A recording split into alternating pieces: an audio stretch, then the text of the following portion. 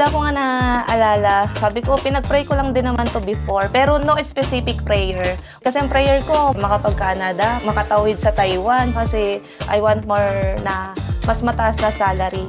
So, pandemic came, pinag-pray yung isang opportunity, pero ang dumating, ang binigay sa akin is Elite's Empire, which is itong online business na wala naman akong idea, wala akong alam.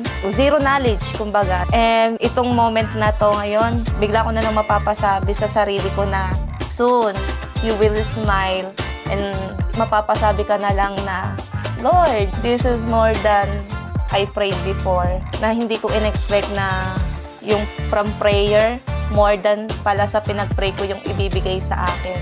Akala ko makauwi lang for good, enough na yon. Kumikita, okay na. Pero yung ganitong makapagpalabas ng sarili mong sasakyan, it's more than I prayed before.